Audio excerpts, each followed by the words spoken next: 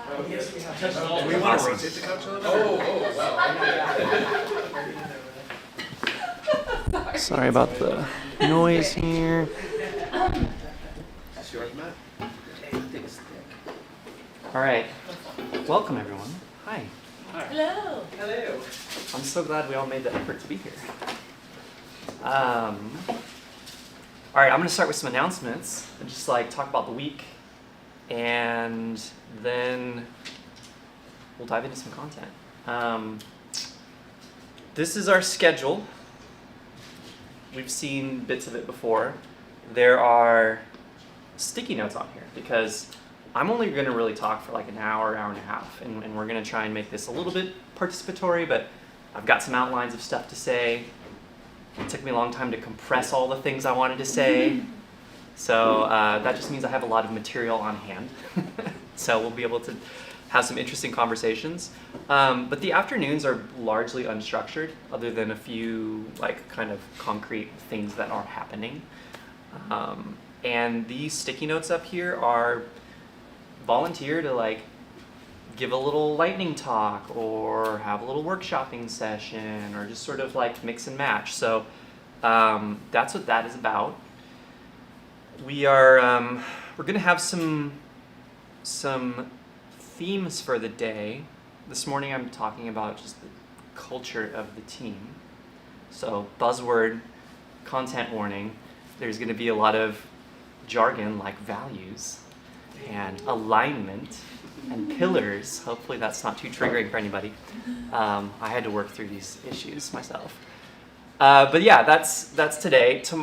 We're gonna do also some workshopping of what are some of our like workflows between teams and just the SOPs of how we run the company. It's a really great time for us to like have some of those conversations. Tomorrow we're doing the deep dive into search. Search is, obviously the core of what we do, and I want us all, it's a huge topic, and I want us all to have like a functional map of that landscape. So Danny's gonna help me with that. We're gonna do like a top to bottom, from user experience all the way down to, the inverted index on disk. And there's a lot of jargon in that world too, so it'll be nice to have some sense of the shared vocabulary of what some of these things are, what they mean to customers, and so on. Wednesday, we're gonna talk about how we're bringing this stuff together to like grow. Brian's gonna help me with this. We're gonna talk about our growth plans for the year and kind of into next year, and really just close up the week with what are we doing with all of this? Like, what are the boulders that we're gonna try and break coming into the rest of this year. So yeah, that's kind of the content of what we're going to dive into in the mornings. It'll be somewhat lecture-y, somewhat, we'll do some interactive exercises. I'll probably popcorn out some questions at some point where people just, say what's on your mind or what comes to mind when we ask certain questions. We'll probably do some listening circles where we kind of group up into, threes-ish and share some thoughts and ideas, and then kind of go around and have each group share what came up in those.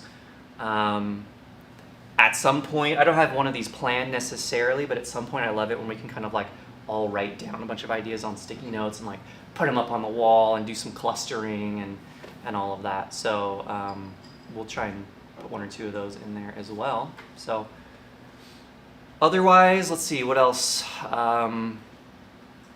So we hit stage 4, so we're kind of relaxing. The masks inside is totally cool if we wear them, but do please wear them when we're going next door to Once Over. And in general, while we're here, I would appreciate it if people just calibrate their mask wearing based on the staff of a place. If you come into a place, you see staff wearing masks, just put masks on. We've got plenty of extras somewhere over there, yeah. So. And then we've all taken negative COVID tests as well too, so we'll keep doing that in the mornings, just to be on the extra super safe side. So, okay. Well then, I'm gonna give myself a few timers so I don't talk forever, and at least pause to ask some questions. But with that, I'm gonna jump in. Unless anyone has any questions about this, schedule, ideas. sweet. Each of those pieces of paper that you have up there. Yeah. How much time does that represent? I don't know. Okay. Haggle it out. How much time do people want to hear about the thing you want to talk about? I got I about have a 4 question. hours. Okay. All right. Let's see. Rob. We'll do that at happy hour. You'll need it. We'll need the assistant. Okay. Great. Should we open up? Yeah. So, I don't know. Anyone have any good icebreaker questions? I meant to bring like a whole set of cards and I didn't. Yeah, we did have I mean, I'm kind of curious to hear from everyone. Like, it's a weird season that we're in. How's everyone just feeling coming in today? Like, travel day yesterday, away from our families. I mean, Happy to be here. happy to have you. That came out too quick then. He's waiting to ask for that question. Great, that's what I wanted to hear. Moving on. It is true, because I know I've talked to Lacey and it's like, what's it like? We're working so hard. And I'm so exhausted. But mostly I'm just happy that I'm not dealing with a toddler. I'm really excited. It's really weird to see everyone here. I also think like just because of the pandemic, like I'm super extroverted, but like I seriously had some social anxiety about leading up to this. Like I was like, I'm not used to this. Like I really had to like calibrate. Like I had to like meditate yesterday. I was like, all right, let's go for it. But like seeing everyone here is like really energizing. So I'm excited about the week. Yeah, and all this shit with Ukraine is like stressful and kind of like hanging over. I don't know. The world's a weird place right now. I feel like I think it's like my 6th or 7th day here, but it's like springtime, like almost springtime in Chicago. I'm starting a new job, and I'm really excited about kind of where we are in kind of the business. So it feels like, you know, an exciting like launch point in terms of seasons and jobs, and so I'm excited to kick things off and kind of see what the next 6 months brings. The buds are forming, Yes. about to burst into bloom. Yeah, I'm super happy because it's been a long time since we've done one of these. It's been 2 years and a bit, and rescheduled this how many times? yeah, we already rescheduled this a bunch of times. So it's like really nice to see this office starting to fill up with people too. Yeah. Missing Sam. Though. Yeah, Yeah. then all of us Okay. here, like Sam and Lee aren't here, like Chris is sick, like it's sad not to have everyone here. It's Yeah. good. That's a really good point. And I mean, literally, as soon as circumstances allow, I want to be able to get some, like, we may not get everyone together again in the near future, but like, as soon as we can, we're going to get some smaller groups together as well to like continue the cohesion. So, I mean, I wrote about this a little bit on my Basecamp post, but I think like, even though we're a remote first company, it's so important to like get together in person. Like, that's really what makes it possible. I mean, from the beginning, I was going out to San Francisco like 3 or 4 times a year just to like hang out with Kyle or go to a conference, or I would just fly out and crash on his couch and we would like work at a coffee shop and then drink whiskey and play StarCraft. Like, I mean, if we do no more than that here, I think this is like sets us up for success. So that's one reason why we're leaving these open, like afternoons fairly open, fairly unstructured, because it's like, I think the most important thing about how a team scales is our cohesion, like how we interact with each other is the driving force, so much more so than the vision or the leadership or the product or the whatever. It's like, because we'll figure all that out if we're working really well together. And I think this kind of FaceTime helps us like put some of that relational context into all the text that we're flinging around all the time, into all the meetings and stuff we're trying to have all the time. So I also think that with the fact that we are having more structured teams that are more like siloed away in what they do, there's a lot less of that intercommunication where in Slack. Like I interact with Leo, I interact with Christine, Mhm. and oftentimes there's not a lot more interaction, so being able to be in person with people that maybe on a day-to-day I don't interact with Totally. is super valuable. Yeah, that's an interesting like trade-off of organizing ourselves. I mean, it's not a criticism, organization is great, it's Totally. just having these moments where Yeah. it is not so siloed. This is what makes it possible to do that well, I think. Yeah, cool. Well, I'm really interested in unpacking a little bit of where we are in this kind of moment as a team. I think when I step back and I think about like, oh, it's been 2 years since we've all been together, and oh, like, I mean, we've been doing this work for 12 years, or we have new faces, or like, I really feel like there's a sense of us having gone through a lot of change as a company. Like, we are a far cry from like the 2-3 of us like hacking away on a thing 10 years ago, and we've learned a lot in that time, and I think that's a real mark of success. I think it like kind of deserves like a round of pats on the back that we've gotten to where we are. Like, yeah. And I think with that, it brings the classic good problems to have, which is the real like substance of the talk today. Just like unpack some of that stuff and figure out what we're going to do and how we're going to grow through that, because there's also that lesson of, you know, what got us to where we are now today isn't necessarily going to get us to where we're going to be in a year or 2 years from now. Just I think there are elements of that that are like the fundamentals of our business, and I think one of the things that we need to do in order to handle change skillfully is to like unpack and recognize like what has been going well. Like, what are these fundamentals? What are like the non-negotiables of a successful like team and the cohesion of our team?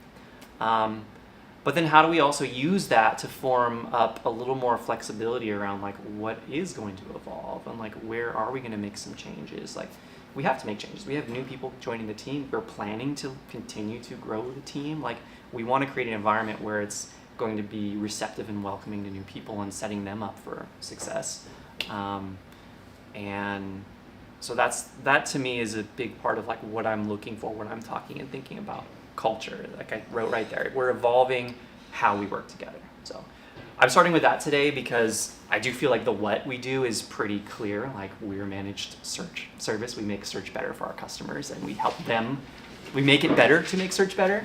And we're not here to discuss whether we're doing search or whether we're building a general purpose developer tools data store or some other kind of,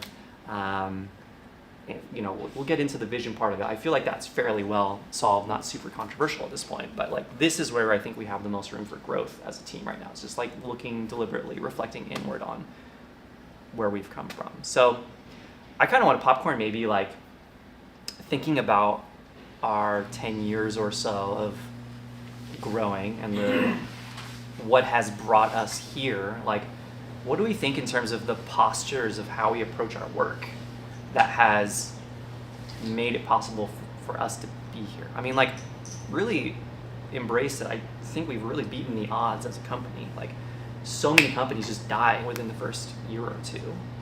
The fact that we've come as far as we have, like, we're no rocket ship by any means, but we're a very healthy company. And it's taken me like getting to know other founders of other companies and spending a lot of time in the last few years with other CEOs to realize that like, we're bootstrapped. We don't have financing. We have like a very small team, especially relative to the number of customers we have, the amount of revenue that we're generating. Like, this is a really interesting, we're remote first, starting from an age before that was even a thing, like really kind of against the grain. So I don't know, I'm curious, like, what is it that helps us survive through all of that as we're like sitting at our keyboards doing stuff? I'm curious if anyone has any thoughts on that.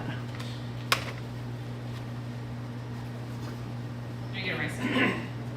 Yeah, I am gonna write stuff down. I always thought it was like three things. Three things. The first being we have a product that people use. Like, wasn't something that it was just like, hey, this would be neat to build. There was kind of a need from the beginning. People need it. People need it. I think we've done a really good job of, being customer focused. In that we haven't like outsourced the support or anything, and that was one thing that was kind of a light bulb moment for me when we were at Heroku a few years ago, and their head of support was like, "Oh yeah, you guys are like one of our better support, people." They're like, we have add-on providers who are like a month behind in their responses, which has like never been a thing for us. And at the time, we were merely a week behind. Yeah, Yeah, that was If pretty that. shocking. Yeah. Yeah. And we have Now we just like. yeah we've been really good, I think, about improving on that. And then I would say the third part is we've also been really lucky, like having all that, but also being first to market. We've had other competitors in the space. The closest one being Found, which now Elasticloud. But even there, I don't think that they've been as successful as Bonsai's been. So I would say between having a product people want, being first to market, and being very customer centered from the beginning has been killer. For me, I would go even deeper. For me, it's the way we are able to take steps when we receive feedback. Like we take feedback and make it an actionable thing. And so we don't fear change. And I feel that's really important in the way we do things. Would we say we embrace change? I don't know. We definitely don't Not fear quite, change. Yeah. but we don't push back on it so hard. Mhm. So flexibility. Yeah. Flexibility is really. I will say something really savvy, but as somebody who is not on the tech side, I am incredibly impressed with the people that we have on this team. They're very kind people, they're incredibly smart people. I feel like everyone's patient. The feedback, the positive feedback, everyone wants to help everyone else. There's always a hand up, always, and that is really hard to find in work culture sometimes. So, Being nice. That feels really nice. nice, exactly. Goes a There's long way. there's lots of not nice people out there. So I'm glad they're not here. I mean, in the space too, you have a lot of like toxic kind of developers too, where it's like they're when the rock star developers, but they also like they're so convinced that they don't get what they do. That like you can't get them to change their mind on anything or like accept people. That goes along with the don't fear change. Like, Respect and value your team. Like we value our teammates. Mhm. I will say, like, as a woman, like, as an engineer, I do, like, there's not a lot of, like, toxic masculinity that comes to, like, the developer We like team. that. Like, I've always felt really safe with all the guys, and y'all always treat myself and Christine with a lot of respect, and that's totally not the norm. And it's, like, horrible to think about some other workplace cultures with women in engineering, female body people in engineering.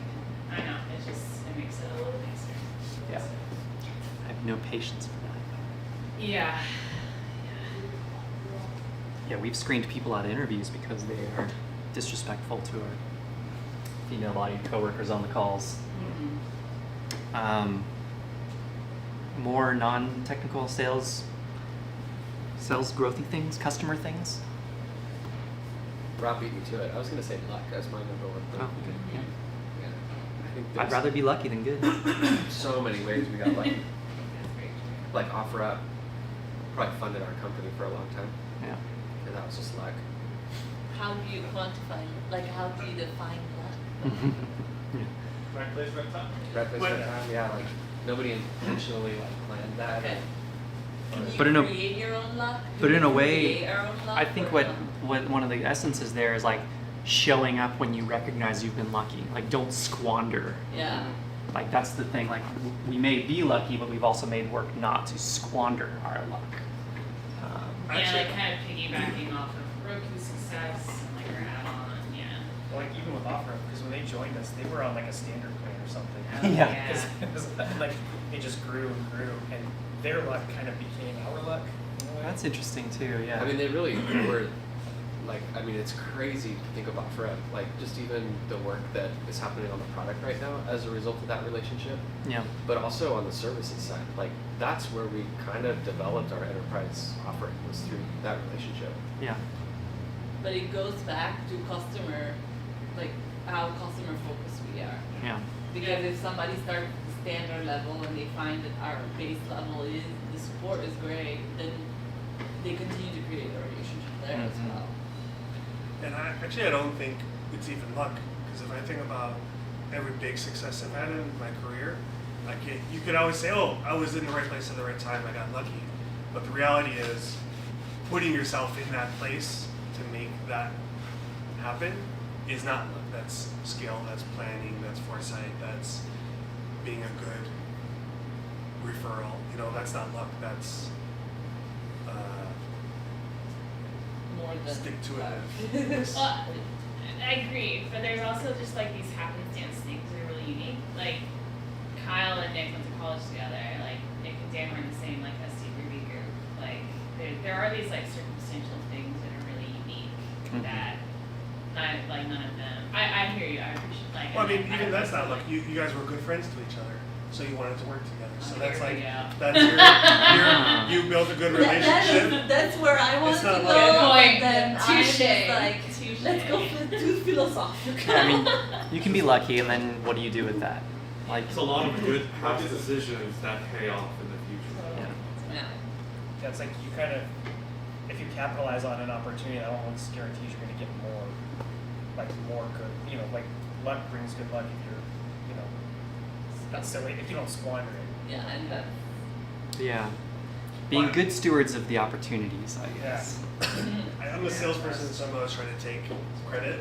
So that's why luck isn't a good answer, because I need to please. say I did it. You need to connect it back. Brian did it all. I mean, I was is gonna it? say there's like on the sales side, it feels really similar to a lot of what people have shared on like how we are as engineers. I feel like our sales culture is pretty similar. Like there's a lot of ways of selling that are very distasteful and gross and overly aggressive, grow at the cost of anything else or anyone else, and we've deliberately chosen not to do that stuff. Yeah. We're still surviving as a company, so that's good. But We definitely take a very principled approach. yeah, That's one of the reasons I decided to join, was it didn't feel like a growth at the cost of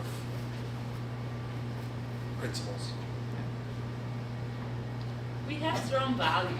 I mean, it's something that we talk about on a lot on, and I think that we haven't even maybe identified all the values that like relate us as people, but we have that base. Yeah. No, we have that base of just like when we're in the same space. I just met Joel and Matt, and I didn't like it felt like there is a base of just like respect. And I don't know if that's luck that we've been able to like find people that end up fitting the values well, or if it's all the work they've been doing and trying to quantify and qualify those kind of things. But it does show. I do think there's a lot of work that goes into it. Yeah. That's and in all of this too, and I would point that out as another thing. It's like OfferUp was never just luck, right? Right, Dan? There's a lot of grind. Yeah, luck got them in the door, but then you have to nurture that, and that is work. A lot of grind, a lot of. I think one of the biggest things that I see, and you see at any successful startups, is the team is very resourceful. Like we're like kind of don't take no for an answer, and not like in a coercive to the customer's way, but like there's a roadblock in front of me. No, I'm gonna go around it. I'm gonna go over it. I'm gonna go under it. I'm gonna do whatever I need to do to get where I need to be. So like I think that sort of like resourcefulness is something that I see a lot. Grit. Grit, love that word. I know. We love that word. Caring is also a good word. Yeah, We caring. We care about our customers, we care about each other, we care about the mission. Caring and like commitment. Maybe something here. Yes. It's like crazy little It is story. like marriage, right? Yeah, just a little bit. It is. It's recently offer up the person that we worked with for like maybe 2 years, Dan, Martha. Mhm. She was our main contact there, and we had our most difficult contract negotiation over the last couple of months with them, and she was like the main driver of like helping bring us back to the organization, like advocating for OMC to be their like search provider, and she was leaving. She messaged us like a week after the contract was signed. It was like, hey, I'm like leaving OfferUp now, and I was like, why did you work so hard to keep us there and like go the extra mile for us? I just was like, you don't see that too often. I think it just kind of reflects like she loved Dan, couldn't get enough of Dan. She She's so probably say we all. tolerated me. I mean, she was really amazing, right? Like Martha. She's awesome. Yeah. A lot of our customers are awesome. Yeah. At the end of the day, a big part of customer success is building relationships with them. Yeah. And getting them on your side. Because we need champions in these companies. Yeah. And when those champions leave, guess what? They're a champion at another company. Yeah. It gives us more growth. Or not yet. There's a lot of good stuff on here. Thank you for the popcorning. It's always funny doing these little popcorns because obviously I have like a next thing that I'm going to go into, and you all like laid exactly the foundation that I was hoping to hear. Hopefully I don't need to like take a picture of that. Oh yeah, that looks super clear. Great. It's gonna make this so easy for me. I want to distill this a little bit, like because I do think there's a lot on here that I really like. I really like that we are a principled team. Like we do things because being principled to me is like an authentic expression of our values. Like we're not just gonna do. It's sort of like there's the principled and the pragmatic, and the pragmatic is we're gonna do whatever we have to like make something happen, like the growth at all costs mentality. And we do have some pragmatism in the team, like that resourcefulness is a little bit of an anchoring on the outcomes that we're trying to create, but I like that it's tempered on, being very customer focused, being highly responsive, like not fearing change, like being able to be flexible and overcome our own inertia. Yeah, so like there's a lot that I really like about these. Like I think there are some good themes, and I think this is part of what I'm reaching for in terms of like recognizing where we've come from, comes from these principles, and like where we're going will be built on these foundations. And this is a lot of words to say, like these are culture values, we're gonna have some value statements, but I don't know, I like to just derive everything from first principles. It's an annoying tendency that I have, and this is what we're doing together, and I like that we're just kind of taking the time to own it. So I want to distill. I'm going to erase this for a second and write up kind of 4 things that I see here. Well, I'm just going to write them up here first. So I really like the word curiosity. And if you look in our handbook or welcome letter thing, there is a section in there on curiosity. I think curiosity embodies a lot of wanting to understand what the customer's going through, what they need. From really day one, I mean, Rob can tell you, like, we've always in support asked, what's the question behind the question? Like, what's that need? Don't just give the superficial answer when you know that there's something else that's driving that question. I think curiosity goes a long way, especially in a pretty sophisticated service. Like, this stuff isn't easy, and customers don't exactly know how to ask for what they need. And so sometimes the question is just getting started, and it really takes being curious to like pull back these layers and go a little deeper. I think the curiosity, like is really relevant to how we structure ourselves as a team. I'm bringing a lot of curiosity to this right now, to trying to wonder how we work together, like what works about how we work together. How can we kind of like get on the same page about this stuff, and how can I create an environment where everyone feels like they're like just kicking ass all day long. So I think curiosity is really important, and especially during a season of change where like you kind of don't know what's going on. There's no prescribed formula or rule book for what we are doing right now. Like there may be stories and general patterns and arcs, and like I love learning from my other founder and CEO friends and from company, but it's like there's not a whole lot of case studies on what you're doing when you're going from this like $5 to $10 million. And like there's a lot of case studies on big companies. A lot of people have these experiences in big companies, and there's a ton of case studies on like tiny companies, but a lot of those flare out. A lot of the big companies are just completely different universe in how we operate. And so when we're in like this interesting middle transitional area, there is no rule book. And I don't know, I'm super curious about that. I think that's really actually kind of fun. There is another kind of value we've put in our docs and our handbook before that I want to bring into here. This idea of autonomy. And to me, this is this comes down to a lot of this like get high quality people, give them good information, a good environment, good tools, and get out of their way, right? Like the ability to sit down and execute, to grind and have grit, and like do like to kind of autonomy kind of brings it all together and produces something. This is like our skillful exertion of our energy goes into like creating something. That's a lot of what's wrapped up in there. Two others, and we're going to contextualize some more of this too, so like this is me being a little soapboxy, but two others, I really like this idea of resourcefulness. This is just, trying to, as we kind of understand and process what is needed to like really get from point A to point B, and not taking no for an answer, not getting blocked or not getting stuck, understanding when to ask for help, understanding when to carve out a scope of a thing and flex the scope of what's required, understanding when you need to like simplify a thing or when you need to just take the time and do it right the first time. Like there's a lot that goes into the creativity of like how we're making decisions, and that integrates a lot of these things in how we work. What's the last one I wanted to do? Let me look at my notes here. Oh, I'm way ahead of myself right now. You guys just gave me so much good content there.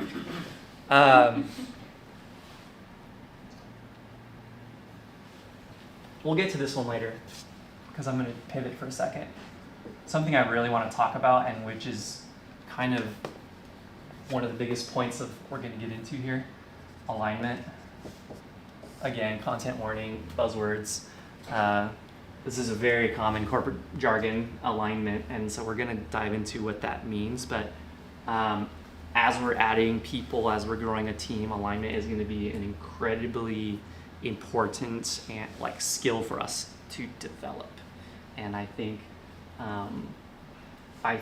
we have a good track record with alignment in some ways, but in some ways we've gotten lucky with how aligned the team has been. We've had very customer focused like responsiveness, and I think we've had some, in so much as we have challenges as a team, I think it's because our product has hit a certain plateau of what it is and does, a certain equilibrium. And when we have a lot of possibilities of where we go from here, and we do, and we'll get into like a real deep dive into the landscape of that, I don't think we're in a point where we're so constrained by customer need right now. And I think that as we relax that particular constraint, we're going to need to find new ways of directing our collective efforts. So in some ways, like the customer focusedness, like the need that was really driving us 10 years ago, 5 years ago, is relaxing a bit. We have solved so many of our problems and our customers' problems that is kind of bringing us to a new plateau of possibility.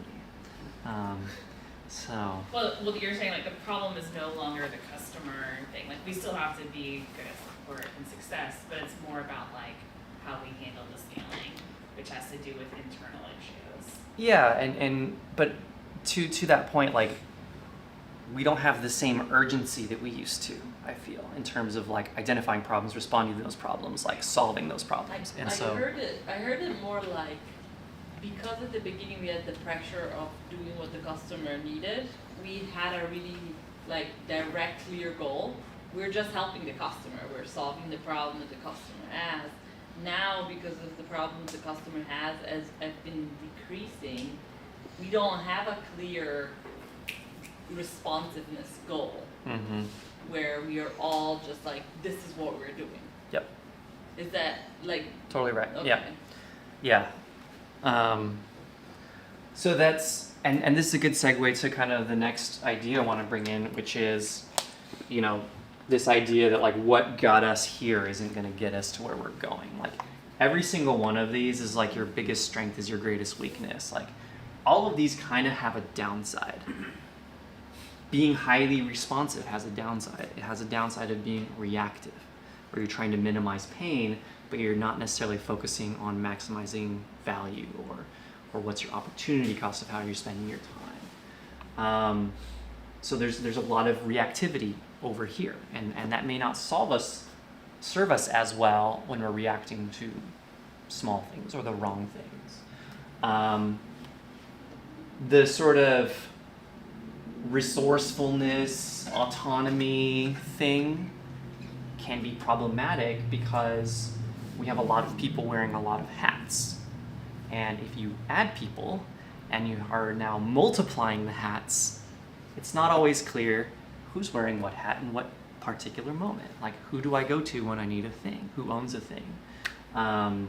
You sort of lose that sort of flexibility in your resourcefulness, starts to lose cohesion because it's not always clear how we approach things, how we delegate things to each other.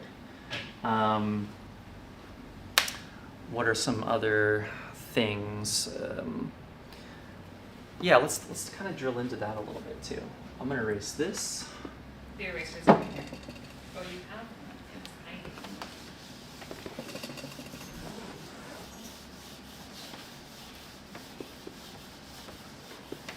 I want to focus on this specific problem for a second.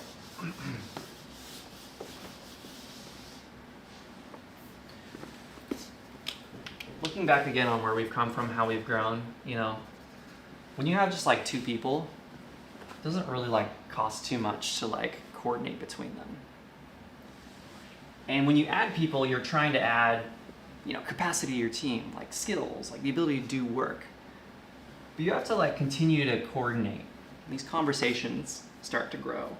And we sort of imagine growing a team as like kind of expanding our ability to like bring skills to the problems at hand. But it's pretty easy to add people and forget that the cost of coordination starts to grow rapidly. Anyone know off the top of their head the number of edges on a acyclical Isn't it factorial? graph?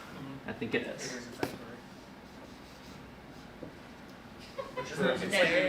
It's like n factorial Over like n minus 1. N minus N one. minus one factorial, yeah. Right, that's what I was gonna say too. Can you guys dumb it down for the sales team? It grows really, really fast. Thanks. Yeah, like if you could invest in a stock that did that, you'd be a big. I thought Nick was gonna, like, If we could scream at harness this. Crypto.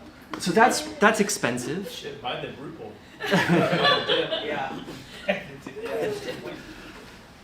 It gets worse. Oh no. What direction is all of this going? If this person's going here, that person's going there, this person's going there, this person's going there, that person's going here, this person's going there, this person's going like, what the hell? I don't know. Sorry. That's a recipe for gridlock right there. Yeah, you're not going anywhere. You're not going anywhere The net is in this zero. model. And this is again like, if each of these people is wearing, like playing different roles, wearing different hats, like how do you what's the structure of this thing, and how do you even find out? I mean, there's an answer to that question. That's not a hypothetical question. Anyone have a thought on, like, if this is your org structure, how do you find out who helps you with what you need? You're at the keyboard. You need something from. You them. You message everyone. You don't DM Slack them. You don't know who to You DM. DM everyone. At team. Yeah. How do I? That can be a bummer. General. At channel. I mean, okay, so like, what are the pros of this though? What are the positives? I mean, this came from a place of authenticity, right? Like resourcefulness, wearing lots of hats, having a lot of flexibility.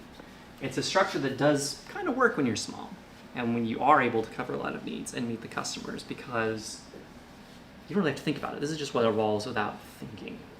And if any of you are following along with my book reports this last year, there's a word for this structure called the hyperactive hive mind. Oh. Is that Clayton Christensen? That's this is from A World Without Email, Cal Newport. Cal Newport, yeah. This is the, like, we're gonna like evolve without structure, with a lot of flexibility, kind of optimizing for individual preferences, and communication has such low friction that it just goes to everyone all the time. And we just really like ramp up the cost of coordinating our efforts and frankly amplify the pain of misalignments. And so I think there's a lot of dysfunction in this, and no judgment, but I think this is our organization structure historically, and that's on me. So. Well, and it's worked. It worked. And it's worked for when we were small. some seasons, yes. We're going to do something about that. We have been doing something about that, which is what we're building up to here. But yeah, I mean, I guess the points here is that, like, this is a world of decreased coordination, decreased clarity, decreased ownership, increased cost of coordination, and just like a lack of effectiveness. So, yeah, this is Slack as an org chart, but that's a whole different thing. Slack's not the problem, it's just a tool. But tools do inform how we operate. Like, you swing a hammer by the handle, right? Like, how a tool is shaped does dictate how it is used. So, Back to Allison's point of like Yeah. what's good about it though, yeah. is that all of these people or nodes or what they're calling them here, like each one is connected to all of the other ones. So like They're there's aware. operational inefficiency for sure. Yeah. But there's a personal relationship between each of those. That's what those lines are representing. And so yeah, it does come with that, but this has got a lot of trust in it, right? You know all the people, what they're going to say, how they're going to react, Mm-hmm. and you possibly even have developed a relationship such that you can have unspoken communication between them, and so it's possible that there's efficiencies that just aren't accounted for in that because of these relationships. And I would keep that in mind, I guess, because if that's something that we can find a way to preserve to some degree, like even if it's not operational relationships, just relationship, like that would be really good to have, I think. Love that. Yeah. So that's exactly, like, that's a really good point, because like the challenge, I was like forgot what my segue was, but you just handed it to me, so I appreciate you for that. The challenge when you're dealing with change is like looking at what has come before and labeling it a failure and throwing it all out. Like, it's that pendulum swing from one extreme to another. And like, Matt's totally right. There is value. Allie's totally right. There is value in this. Like, maybe it's not a great way to organize around certain types of work, but this is also what this room looks like right now and what it's going to look like this afternoon. Like, hey, if there's an increased cost of coordination, increase the amount of bandwidth that you are bringing to the communication in the room. get in the room, like get face to face, get choicey with a few drinks, right? Like just like reduce the cost of like the interactions that are happening, mingle. We have great people on the team too, so a lot of like how this works is we do have good people that are kind of well aligned, that are really skillful, that like have high integrity, and so nobody's out there trying to sow chaos, and there is no intention to like harm, and that goes a long way as well to making this kind of stuff work. And I do think this is exactly like how we have to build cohesion within the team too. It's like maintaining and nurturing these relationships. What's not completely clear to me is when we go through like KPIs and things like that, like our company is considered highly efficient based on how many people we have, how little people we have, and how many customers we serve. Which means that we have made that system work as efficiently as it could work for a period of time because we are an efficient company. And yes, maybe while we're growing, it makes sense to have more organization, but what allowed this group of people to create a system that seems to be not the best organization, but make it work for us in a way that was highly efficient? Mm-hmm. What are those things? Because if we could continue to use those things in a more well-organized situation, then that's when we have, the path that we want to take, right? Yeah, I think Well, that's maybe what we're we building. just talked about that before too. It's a little bit of what came before. Yeah. I think we're going to look at, I'm going to Yeah. draw the other side of this dichotomy, and then we're going to do the Goldilocks bed. I was just gonna say, I don't think, when I look at this and you say, okay, well, we gotta change, I don't see that as an admonishment of what came before, like, oh, that wasn't a failure, because it made sense at the time. Mhm. But like, with this, it's limiting. It limits how much we can scale, Mhm. and so, we're kind of blessed to be with that problem. Like, we need to get bigger, and like we can grow. But if we retain this model, we're gonna be severely limited. So it's not like, oh, what we were doing was wrong, because it made total sense. But now it's like it no longer makes sense. Yeah. What I've seen on the other side of this, like thinking about like Google or Microsoft or SAP, is once you get to a certain amount of structure, you end up getting silos. And so you've got your product team who never talks to a customer, they don't understand what the market is demanding. So they're off building something. And maybe they interview a customer here and there, but they're so intentionally segmented.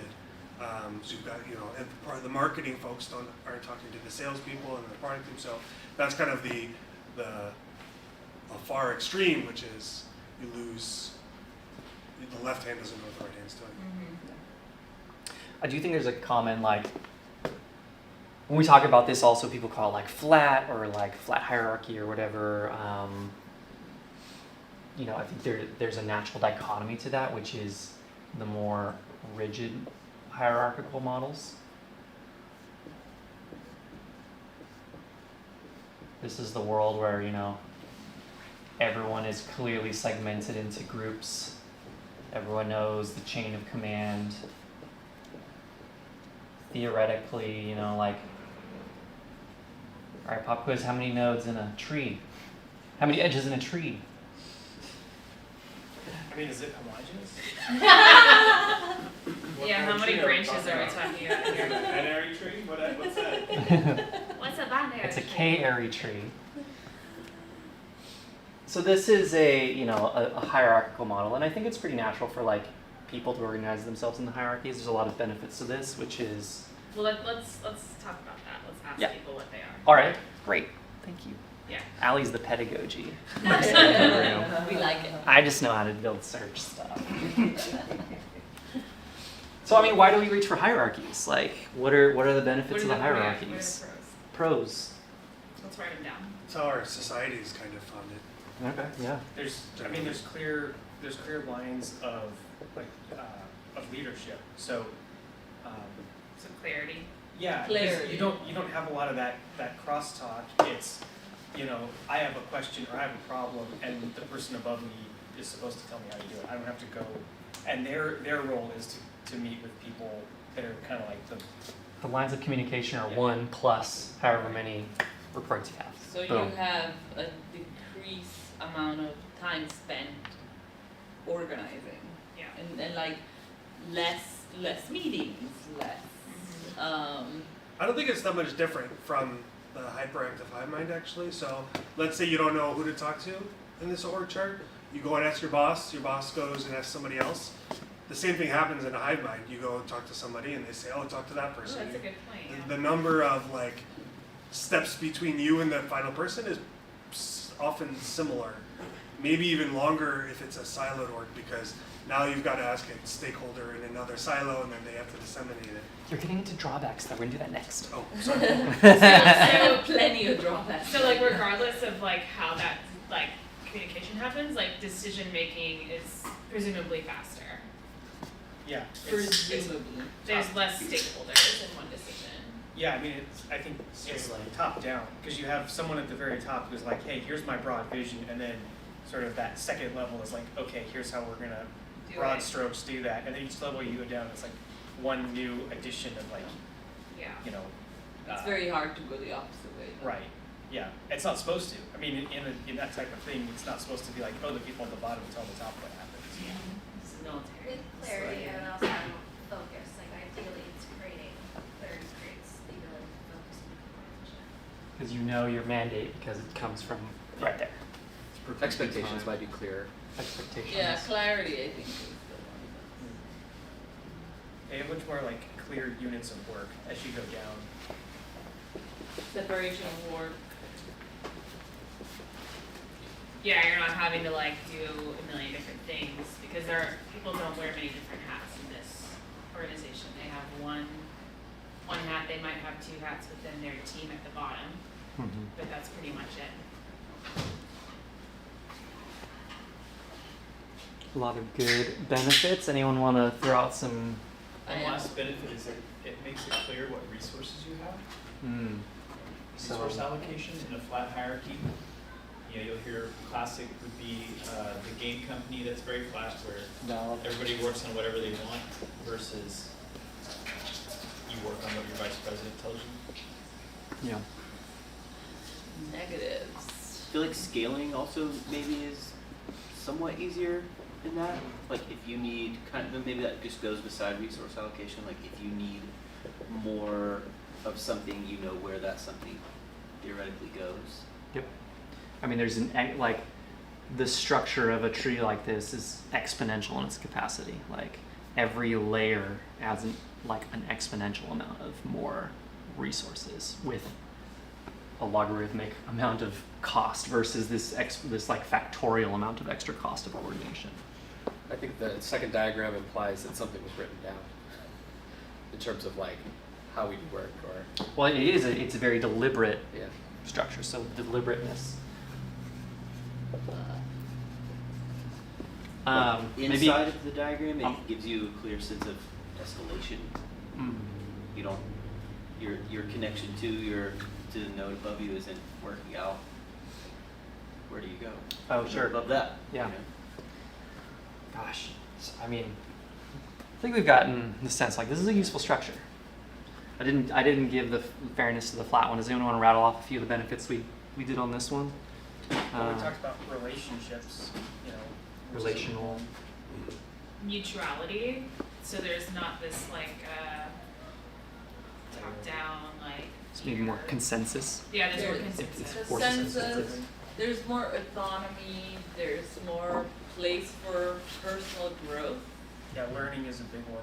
Yeah. Because you get lots of different opinions. And you have more opportunity for Flexibility, I would Spread say, out came up earlier. on what you're doing.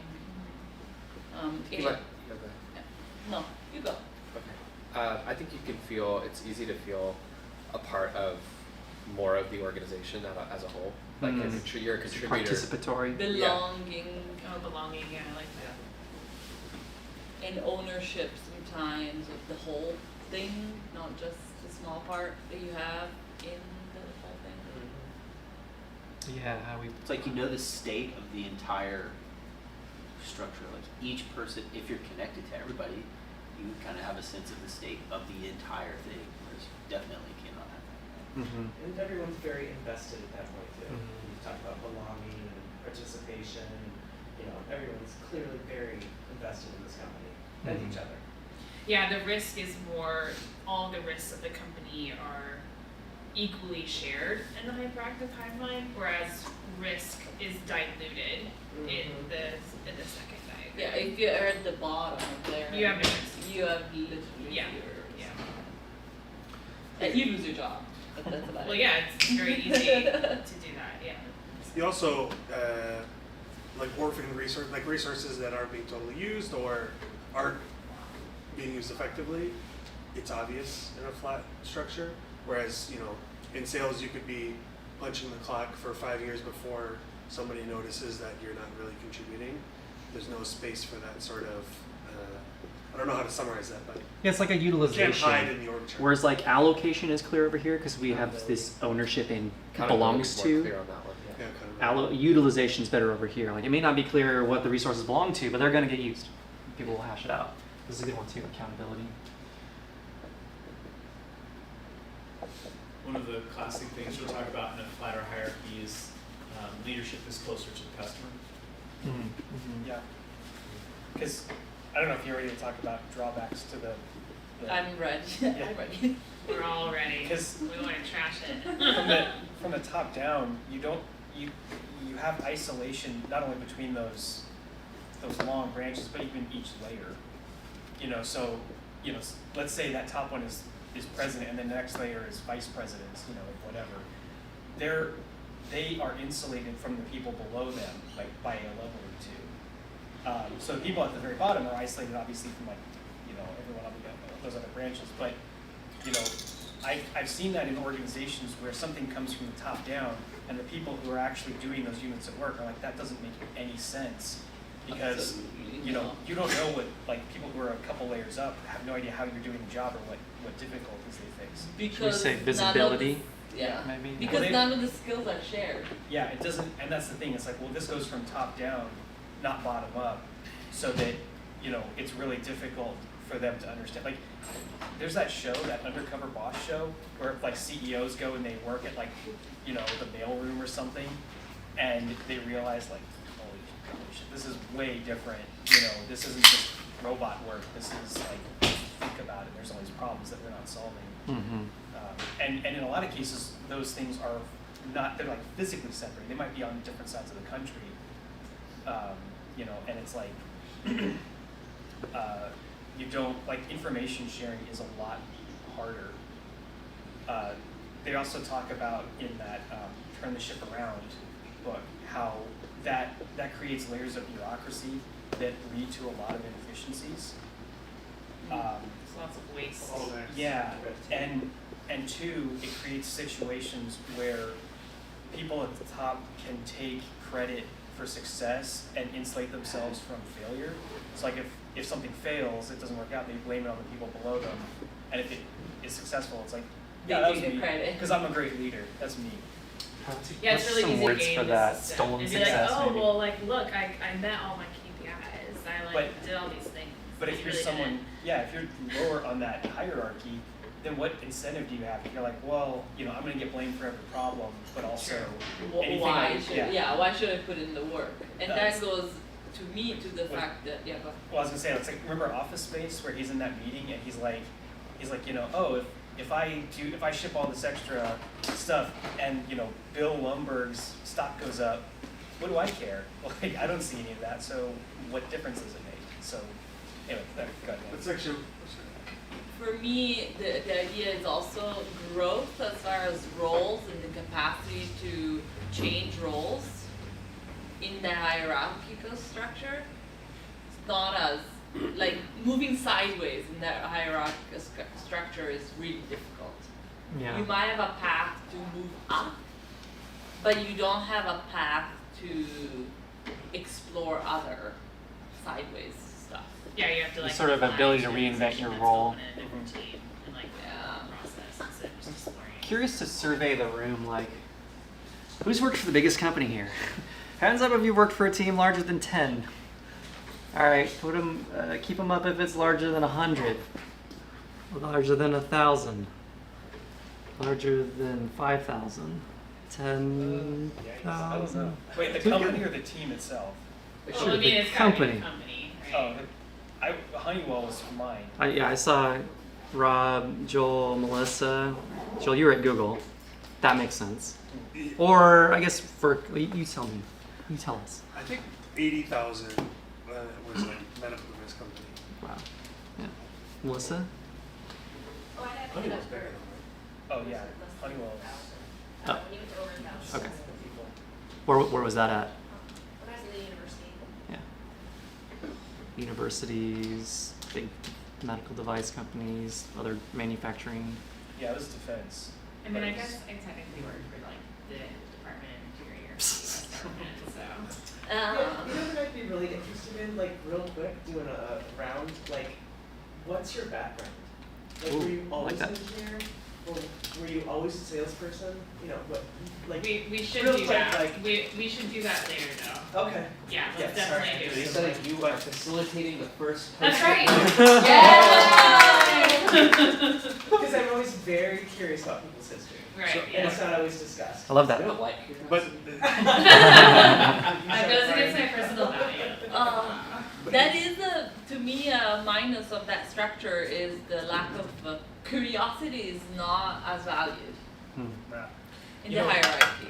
And sorry, I cut you off No, it's- twice. yeah, I'm sure what you said is more insightful anyway. But I was just thinking about experiencing what it's like to work on the customers and the product team at Google.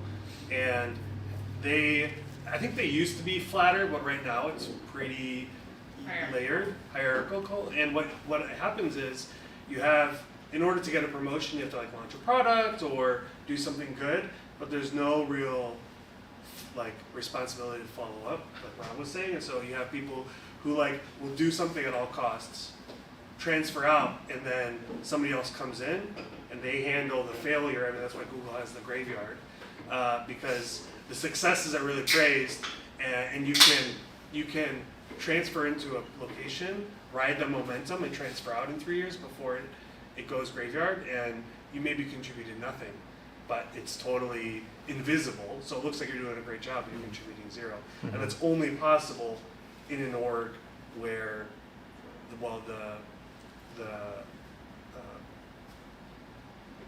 where there's not enough kind of transparency to different management levels. Mm-hmm.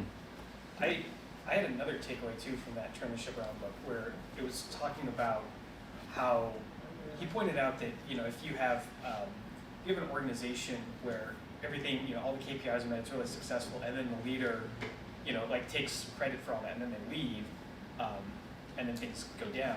It was like that's viewed as the person who comes in and inherits that is viewed as like, well, you're just not as good of a leader as the other person, rather than that person did a terrible job training their staff.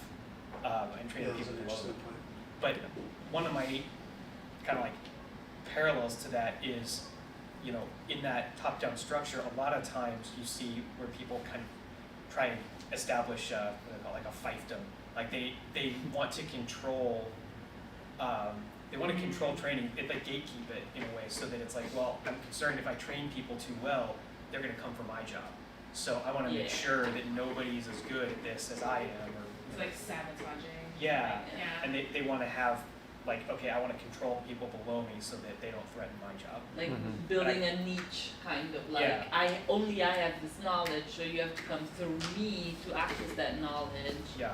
Well, to be fair, I think some of those patterns happen here as well. That's Someone's true. like, "This is my That's domain." true, but this is my thing, and like screw everybody else. Yeah. That's true. But I just want to but you be do- isolated. People can see that. That's true. Much easier. That's true. Mm, It's very yeah, obvious. that's true. I will say one thing that's really frustrating about the hyperactive pipelines Mm-hmm. is that, for me, I've always worked in places where there's this like really big like higher purpose, or like bigger goal, not necessarily like higher purpose, but and it's really encouraging and exciting to Like a think. mission or something? Yeah, like when you're a teacher or like when I was a coach or like, I mean, TFA is hierarchical, but there's like this giant big like vision, like we are going to like solve education for like low like SES like communities. Like it's really powerful to get people to work together. So I think that's hard about the hyperactive hive mind is that you don't feel like you're going anywhere. But to be fair, like in the hierarchy and especially in teaching, it just was soul sucking because you felt like you had to, like, you could not be creative, kind of like we were talking about, like you have to teach the test and just like it kind of crushes people's creativity and it's just really hard. And then you just become a cog and you're like, well, whatever, I'm getting paid. And that's where why I you left see it. lifers, like, I'm sorry, what? That's why I left those Yeah. those larger structures Yeah. because I couldn't be creative. Yeah. Stifles curiosity, I feel like. Well, there's a good phrase in all this. You know, everything is a system, and every system works exactly as it's designed to. So all these pros and cons on both of these sides, they're just products of being a system, and those systems are working exactly how they are designed, or not designed, right? So the lack of design and intentionality can be exactly produce certain outcomes. Obviously, I'm building up a dichotomy here. I think we should take a 2-minute break, 5-minute break, get some drinks, use the restroom. I want to come back and like talk a little bit about what we're gonna do to try and strike a better balance where we have more pluses and less minuses for us. So 5 minutes, you said? let's do You got some, yeah, we'll regroup at 11:20. So 6 minutes. 6 minutes. I got theory. I call it back. Unless you're about. Oh, no.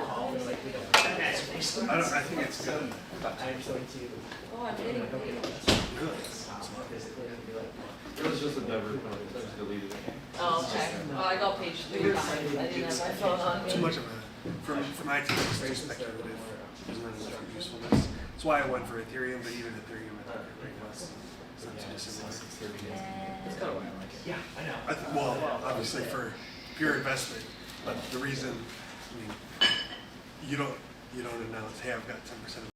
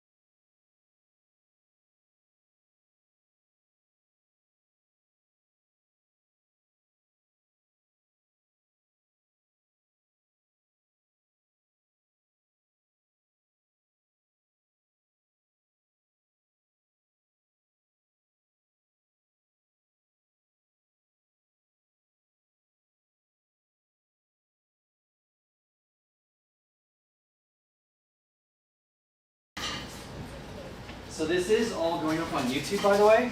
Not publicly. Like we have an OMC like private YouTube channel. Everyone say hi to Emily and Sam. Hi. Well, and Chris. She Oh, and said. Chris. Yeah. And future teammates. Hi, future teammates. Maybe. I mean, how often do we really gonna like recreate this? There's a lot of really good stuff happening in the room right now, and I'm glad that the audio is actually getting captured for the most part. So, yes. All right, we all just had a bunch of donuts, so the clock is ticking. We have the sugar rush, and then the inevitable crash, and so we'll see what I can. that over me. We'll, Then there's lunch. and then lunch. We'll see what we can squeeze in. Let's see. I started off thanking everyone for coming and like making the effort. I really do like super appreciate that. I appreciate everyone that's gonna watch this later on. And so a few other props. Lisa, thank you so much for making all of this happen. Super fun. Oh my gosh. Yeah, It's, super fun. this is really like turning into such a fun space, and I love that. Yeah. We have some birthdays. Drew, wasn't it your birthday recently? What? Happy birthday, Drew! Where's your birthday shirt? Well, bring that. You can't bring that much party that early on a Monday. Sure. Eat that shirt. Well, it's Saturday. We have another one coming up. Matt's birthday is coming up next Saturday, right? Saturday. Yeah, happy birthday, Matt! That would be Birthday. I'll finally be 21. Awesome. Again. Saturday. Nice. All right, well, let's dive back in. There's an interesting dichotomy here. I don't think like I'm making that up, and I think I've spent a number of years learning how to run a business. Being presented with these two structures as like the natural complements to each other. It's like two sides of the same coin. Either you're flat or you're hierarchical. And I feel like I've resisted that for a long time. Like, I mean, I guess if I had to pick one, it would be more flat and small and like tight and coordinated. And I think there's ways of making that work. But I also like really do respect hierarchy for like when you bring that kind of efficiency and clarity and structure, and focus. Those were a lot of the words we had in the pro column. I think you can do a lot. I've also had a little bit of benefit of some training in disaster response and incident response, and like hierarchy is incredibly important if you're going to coordinate a lot of stuff in real time. That was a benefit that didn't get talked about, but like real time operating, you cannot pay the cost of this kind of communication and coordination, or you will fail at the mission. And incidentally, I am happy to present on the some incident response structuring and coordination later this afternoon, and talk a little bit about that FEMA's incident command structure. There's a lot to like about hierarchies, but I feel like I was always stuck between like given the people would just give me advice of like, well, you just got to pick one and just own it and push through the pain, and I never really loved that. But I never really was aware of any other alternatives. So until recently, I found the Turn the Ship Around book, and I'm loving that book, and I'm very encouraging of everyone to read it. Not because of like every single page is a checklist of what we're gonna do, but to me what it represents is the possibility of a different way than these two extremes. The possibility of creating sort of a very collaborative and engaged environment where everyone's well aligned and well equipped, but without being like constrained, without having the sort of abdication and just kind of the turning off your brain of I just do what I'm told. And I just think there's a really cool picture painted in this book of the type of work culture that I really would like to become. And you see it there very clearly. There is a lot of collaboration and ownership and empowerment within a very formal hierarchical structure, right? This is the US military like doing strategic operations. Like if anyone has figured out how to blend these two models, that's exactly what I see in that book. So we may not copy paste it exactly for what it is. I think in March and April we're going to go through, at the very least I'll have the managers kind of join me on like some sort of weekly workshopping and like There's a workbook, good questions, and we'll kind of talk through our answers to this thing. But for now, for what we're doing today, I just think it represents like the possibility of doing something that's a little more authentically tailored to what we need. That's not one of these, stereotypical structures. So, and I'm excited about that. So, with that in mind, I want to talk a little bit about how we're organizing ourselves as a team right now, and a little bit of where that has come from, and the work that is still to be done within this paradigm. Because I think, I have certainly been aware of, and I think we as a team have certainly been experiencing certain growth pains, and in our own ways, in our own directions, doing things about it. So I'm gonna kind of bring us into some alignment around the structure we're moving towards. I don't think this is gonna be our structure forever. I don't have a fancy name for any of this. The Turn the Ship Around has the name of a leader paradigm, or intent-based leadership. I'm not trying to like paint a picture of that. I just wanted to mention the book as inspiring me to look for something in between. This is what we're finding for now. So we're organizing ourselves into silos. We heard the word silos earlier. It was listed as a negative, and it can be a negative when a silo is impenetrable or it has that feeling of isolation. But I do think silos, and I think there is a pejorative sense to the word silos when I hear it. But I do think there are benefits to it, because I think it protects you, protects your time, protects your focus. Like, what happens within that silo is sheltered from kind of the noise of what's going on outside of it, potentially. I think there's some benefits in terms of focus and clarity in that. And I want to leverage some of that. So, I mean, we can guess what these 4 things are. We've been talking about them a lot: product, platform, enterprise, and the business or administration. Still need to come up with a better word there. Biz ops. Write it down. Hold on. Okay, I do have a little bit of a picture. My vision for this is like within these silos we have kind of that kind of fluid, collaborative, interconnected flow, the kind of autonomy of like, we know the task and the mission, and this is basically like getting people who are doing the same job in the same space together and reducing the cost of coordination, because you're just increasing the exposure to everyone else. A lot of like kind of cross collaboration and creativity happens within these areas. What we need to make that work though, and what we start immediately feeling as pain, is like, I mean, in this model, all this interconnectedness is crazy because it's every person. But in this model, we get a benefit of a little more of the structure of the hierarchy, and we do have interconnections, but it's between the groups. Where does support stand? In the middle of it all? We'll come to that one. There's 3 functions that are sort of in the cold right now, but product, yes. These are where the teams overlap, and I imagine these overlappings are where we bring more formality to how we work together. And I am really reaching for and seeing the need. I've done work in kind of all these areas, and I'm responsible for essentially overseeing all of these areas, right? So I can have the benefit of seeing some of the patterns that have emerged at higher levels.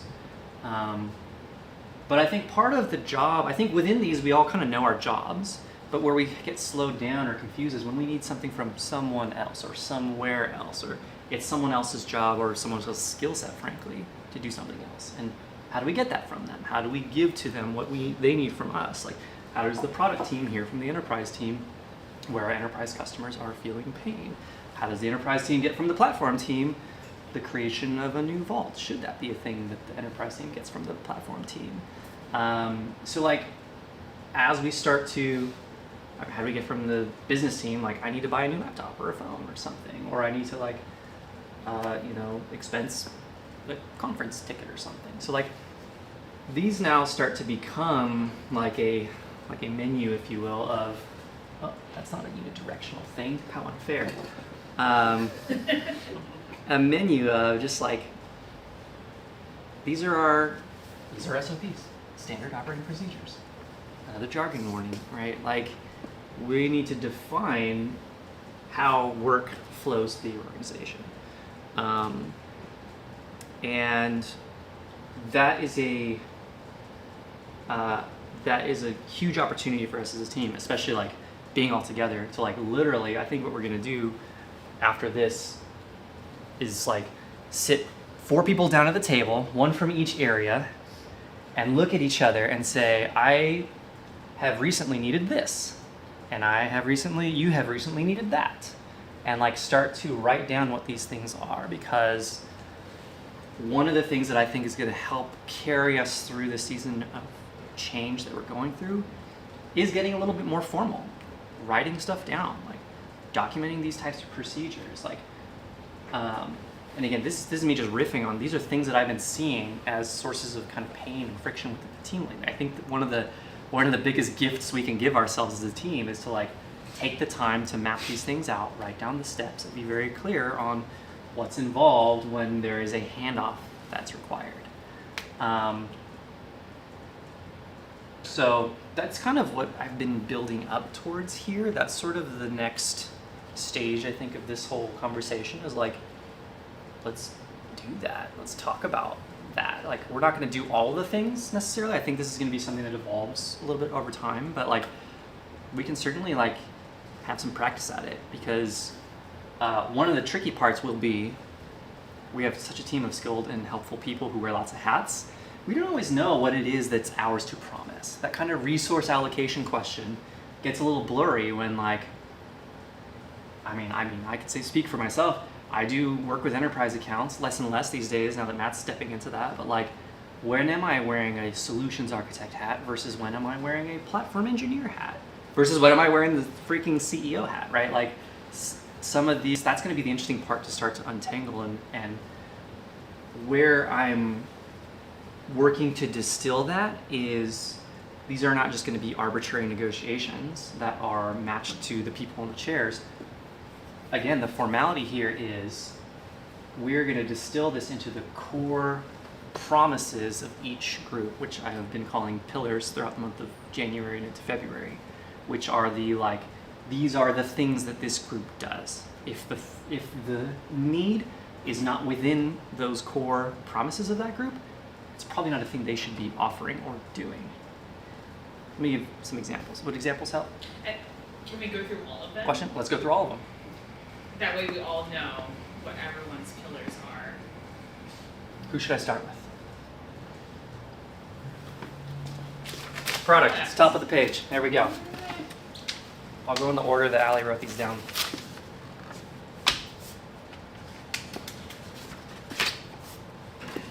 Oh, the Like you do what? the Yeah, I did little Look at those cute little icons. you do like that. That's a very nice white glove. Yeah. All right. I'm going to erase my little abstractions. All right. So I will say, I mean, this stuff can evolve a bit. I'm hoping to get to a point where these are fairly durable. Notably missing are a few things, like where does support fall? Where does marketing fall? You know, there are other traditional functions of a team and in a business that's aligned more functionally. You have a sales department, a marketing department, a customer success department, you have all these things. Like, we'll probably move more in that direction as we grow. Like, we're what, 15 people now? And by the time we get to 20 or 30 people, like, we'll move a little more in that direction. Right now, I like that these are anchored on the specific areas of need that we're solving for our customers. That kind of authentic meeting of the needs, the sort of shared work and workflows. There's like much more overlap in these things than, like, we basically don't have enough work at this very moment for a full-time marketing team. You know what I mean? Like, we have some fractional marketing help over here. When Flow goes to market, we'll have some more marketing help over here. And once that is really hitting the ground, we probably need a marketing team or some other kind of growth function, and we'll organize as the need goes. For now, though, I think this is like pretty reasonable for where we're at, and will get us kind of through this year. And again, none of this is like so set in stone, but it's also not super flexible too, because we don't want something that is like a moving target. Like we want to like put the line in the sand and like have something that we feel is pretty durable for the season that we're going into. So all that said, here's what we've kind of arrived on for now for pillars. I think a lot of this comes out of pulling enterprise out into its own team this last summer, like recognizing enterprise is the majority of our revenue. It is driving, at this point, the majority of our kind of real-time operational needs, like, or at least at the time, like the onboarding was taking lots of time. All the support that we do in Slack and on calls, like the manual cluster migrations, incident responses, a lot of that stuff's anchored in enterprise. So the existence of that as a team started pulling on the questions of like, all right, well, what's the difference between enterprise and platform? What's the difference between platform and product?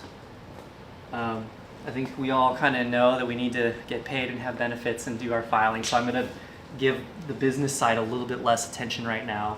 No disrespect intended there, but I think that's all fairly well figured out. Disrespect received. Oh my goodness. So, and that's where some of these are coming from, is asking these questions, like what is actually unique about this area? Why don't we start there then? Great, why don't we start Let's do there? it. What are the pillars of enterprise? What are the pillars of enterprise, Brian? Okay, first one, First one. classically known as keep the front door open. And what that means is, like, we do whatever it takes to not have to ever close that door. Meaning we can handle our lead velocity. We can onboard as many customers as we can, like that are in demand. So it's that balance of like lead velocity, closing deals, and like the sales operations and support to be able to like get it booked. And another way to phrase that, like we say yes to organizations with complex needs is kind of what that looks like. In a way that product would say no. It's like, no, you're not a fit for our product. This is like, yes, your money is a fit for our bank account. We're going to figure out how to make that work. We say yes to money. We say yes to cost insensitive, cost inelastic customer segments. Well, I mean, yeah, there are customers that we have had that were not good fits, that did pay us money, right? Like, It is, I know. yeah. yeah. All right. Next one. Next one is about like the support that we provide. So like the account management, and this is like basically I think we have this. I think I want to continue it, which is to kind of be known as like the best support in our industry, and that kind of rolls up everything on the account management side. Highest quality support, service and support.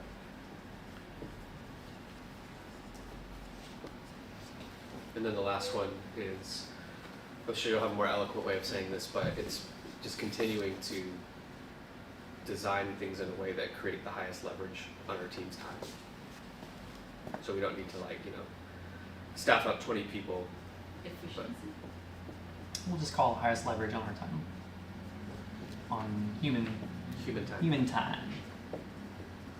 That's going to be a bit of a pattern as we go.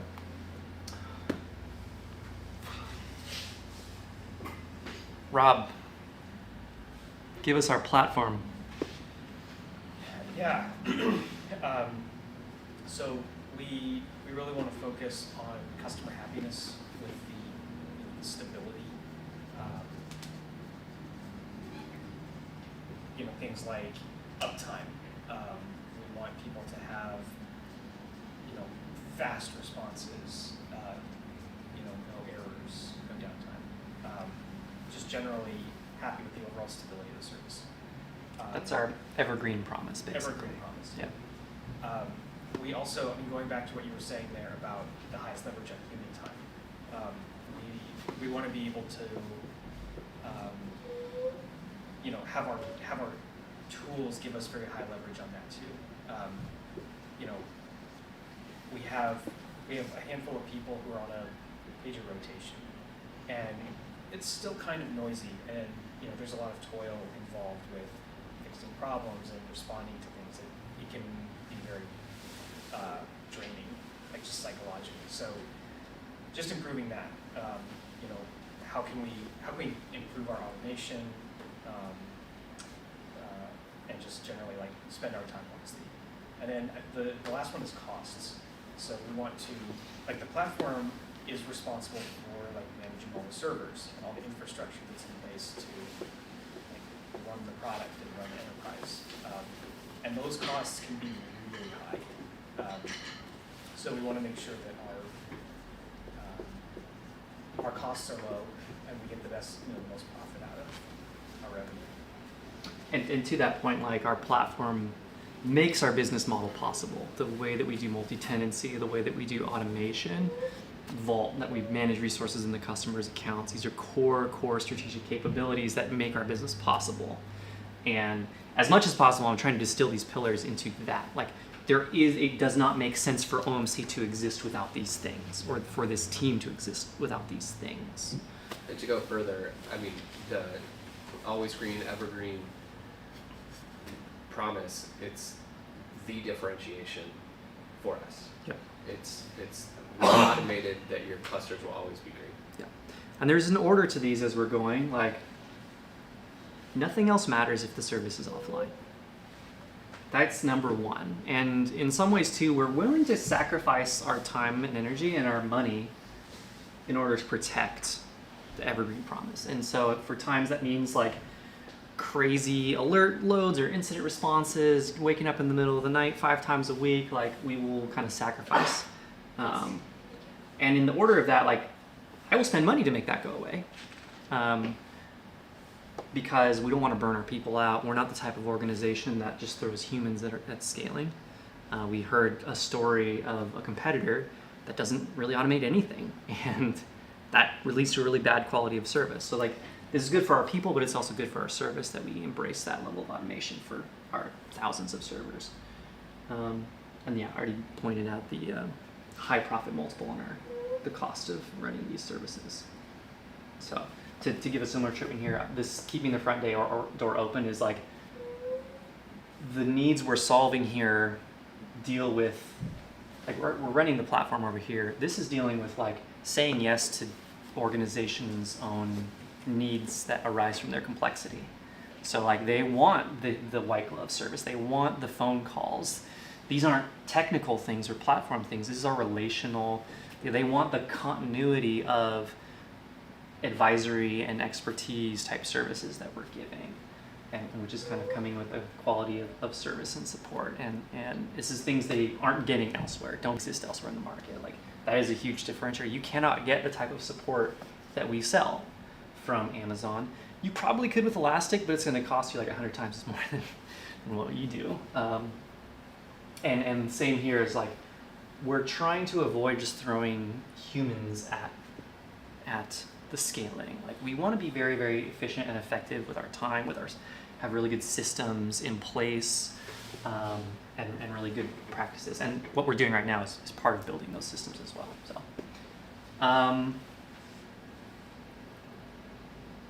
yeah. Do we want to take a stab at the business one as Melissa's drinking? Sorry. We're still kind of working through these ones. I can speak to it. We had the, I feel like this first one is like making sure the team has what we need to be well equipped. Things like getting paid, having benefits, being able to expense things that are part of your job. Equip the team. Yeah, I had that just as like removing operational friction. Yeah, removing friction, having clear process and policies, and delegated authority is an important component of doing one's job. It comes up in the book as well. The second one is maintaining OMC as a viable entity, like filings with states, compliance issues, different kind of localities, taxes, those sort of stuff. That's a big part of the job. Make sure there's money in the bank. Don't lose the money. Third one we're still kind of figuring out. Is the SOC2 compliance thing, is that a platform thing, a business thing? Yes. Yes. Thanks. We'll come back. No, this is exactly the sort of stuff that should be able to answer that kind of question. come back to that in a second though. Like Okay. let's collect questions like that. Who owns? We'll come back. We're still discovering the amount of potential in the business side, but these are very clear, big, important, like non-negotiable things that you have to run a business, right? And clearly that's not an enterprise problem. So I'll speak to product. Unless either of you want to take a stab. This is more of a Christine thing, but she's not feeling well Building today, so- valuable solutions. Okay, hold on. The first one here that makes product different from the other groups is building self-service functionality for our customers. So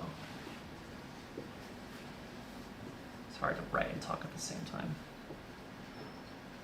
The whole point of having a product, like you could run a business without having a portal for people to log in and do their things. It could all just be weekly meetings and phone calls, and we just do all the things, and humans are the interface to the business.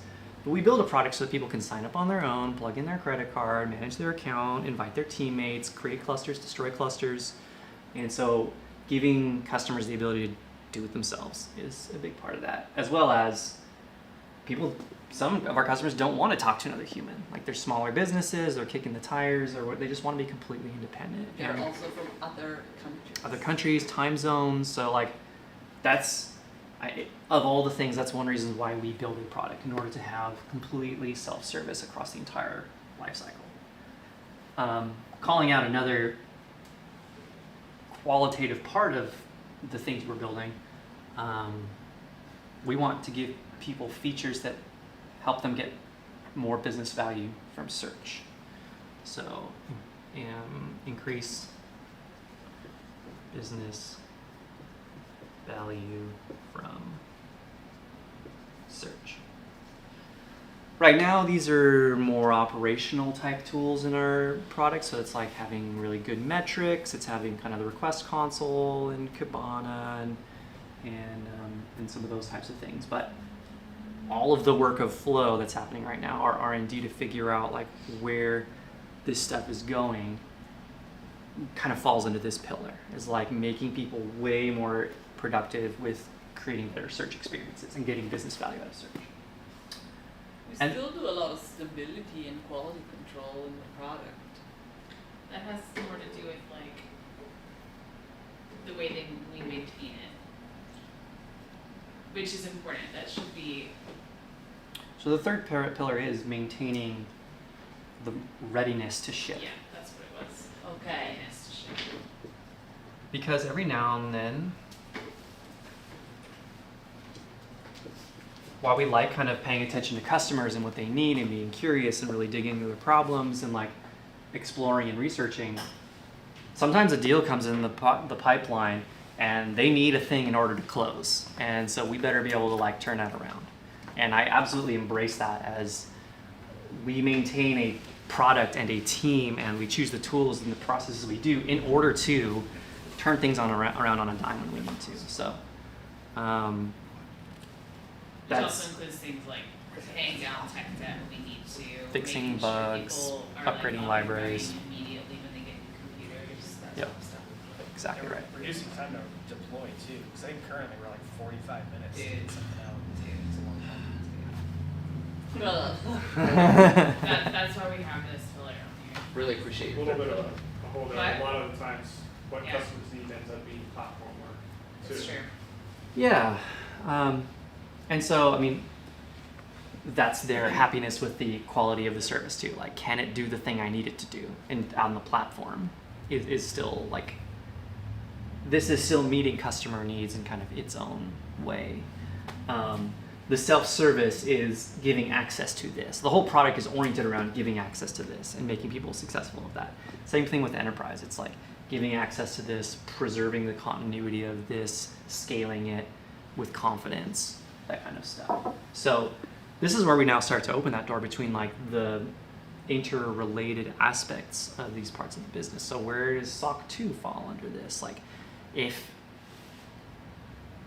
it were to be one place, like if we didn't have SOC 2, where would it hurt the most? Is maybe another way of framing that question.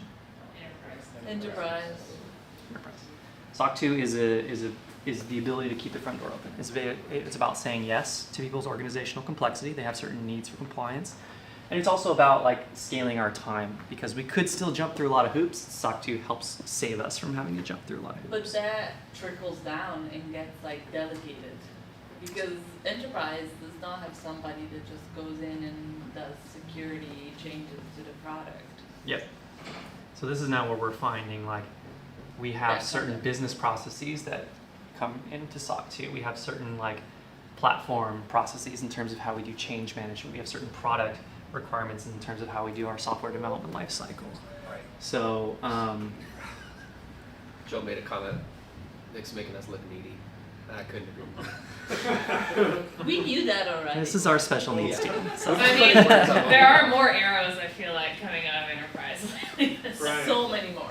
Maybe instead of Yeah. that's true. That's true. Enterprises are needy. There it is. There we go. Guys, we're just passing it through. One of the things I've noticed, this is definitely a consequence of specializing, because when we wore a lot of hats, like, you know, not to pick on Drew, but like when you're doing enterprise and platform stuff, those decisions all happen in your head. There's no boundary to cross. Yep.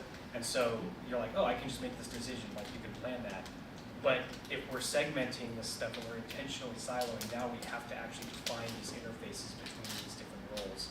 So like how does, like, you know, okay, we want, customer wants SOC2, and we want that, blah, blah, blah.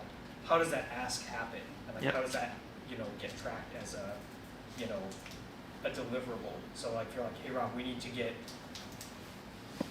whatever it is, you know, to meet this compliance Is that what you thing. hear? I don't know. Is that what we sound like?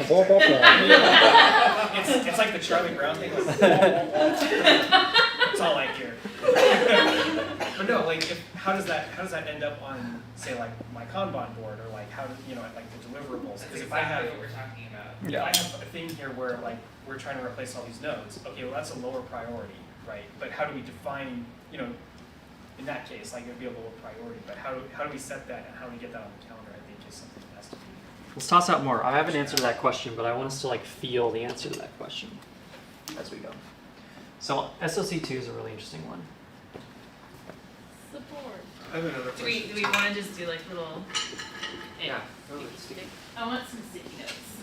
Sticky notes. Yeah, this is great. Here, I'll Instead write of them down. I'll me, hand them to you, and then you can. Put we them could on. have multiple people Okay, write them down yeah, too. let's do it. Take some paper, take some pens. We're gonna accelerate this a little bit. We have some more markers. There's like a bunch right there. There's sticky notes here. It's happening. This is the exercise that I said that I wanted to do. That I wasn't sure when it would happen. Why isn't sales or growth anywhere on the? That's another one that's essentially enterprise right now. Enterprise has our best positioning for growth. The product is not well positioned for that kind of growth, so we're not investing much into it because we don't get a lot of return right now. But I mean, like growth or sales or something like that It's all that isn't, maybe should be a pillar. I think it's kind of what this is about, like bringing people in. I mean, Because keeping the front door open is passive, and that's how you guys have been doing business. yeah. Oh, Bringing people to the front door is different than, you know, you have to get in the street and wave them down. Hey, the door's open. Isn't that Yeah, marketing let's though? twirl the sign. Because And- we and don't that's have marketing, marketing so it's here. both. We don't have marketing here. On the I think board. our current thinking is like that is kind of what's happening over here, because we're not doing that with the product. We're not doing product marketing right now, essentially. Like we're present in some marketplaces. We have some decent organic SEO, and we have referrals that are happening. But growth as its own, like where it shows up in the pillars, is a little bit distributed. Things you need from others. But I acknowledge that that's an area Oh, of I growth thought for we us. were Yeah. For all intents and purposes. So who's I and got it who's wrong. and also who's going Like where to? certain things So for stand example, as marketing. far as which So what's the pillar. Is that No, going to no. be I put support managed by and then product or specific. enterprise, or we're going to have two different So, marketing oh, groups? SOC2 for is a different things? specific product. TBD. Like, Never mind that. What? TBD. like Maddie, like you guys might need like a QA, like you find a bug. Real quick, what's Like, the how do you ask what's for going on these changes things? to it? Things you need. Where does who owns? All right, hold on. Pause. Yeah, exactly. It's like If you can hear me, clap once. If you can hear me, clap twice. All right, great. That only took two. So, what's going on these things, who owns, type questions, who owns SOC 2, that was great. Or I need from, right, a thing I need from another team. So I'm really looking for, just spoiler alert, we're looking for things that fit entirely within a team, and we kind of all get a good sense of that. And then we're looking for things that reach across teams. And so the other spoiler alert here is I'm kind of the adjudicator of this, right? Like at the end of the day, we do have some structure, and it's my responsibility to make sure everyone's clear on these things, and that's what this Yes, you're exercise is the about. boss. So, questions of who owns SOC 2 was a good question that came up. And then things, other examples like that. And then so what was the sentence again? things you need, Who owns? things you need from like other teams.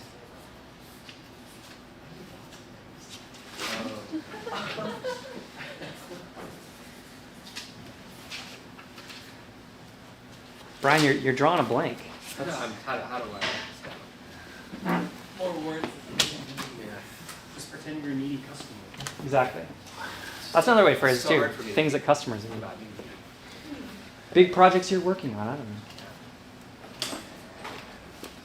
Two of those. Then this is here. So Rob, Who owns? you're doing a big migration.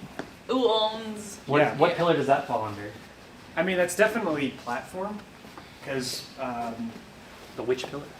oh, That's the other way to look at this too. Like we're looking for examples of things that fall under these different pillars, and how they cross the team. Where'd my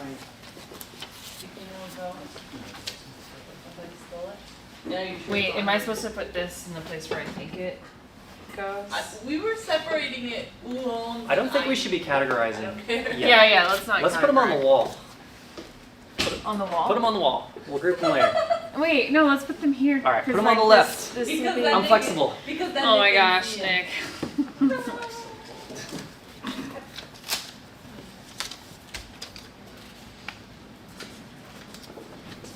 I gave some easier ones. We're improvising here, people. Yeah, embody the value of flexibility. Yes, and resourcefulness and curiosity. oh, fine.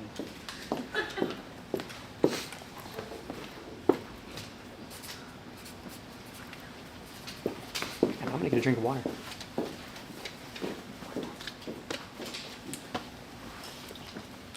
I'm hoping Leo is coming up with all the things that are in my head. Settle wrong. The ones that are coming. I think that support is still a fuzzy.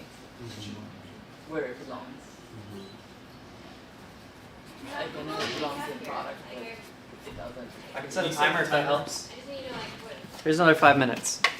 Because I am trying to wrap up since it's now noon. And this is really just The beginning. the beginning. We're just getting a taste.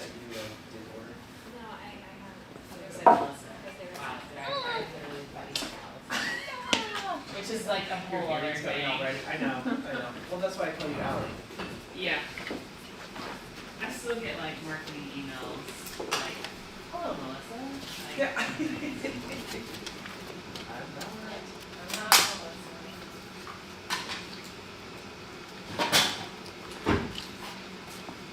What I know is meet up from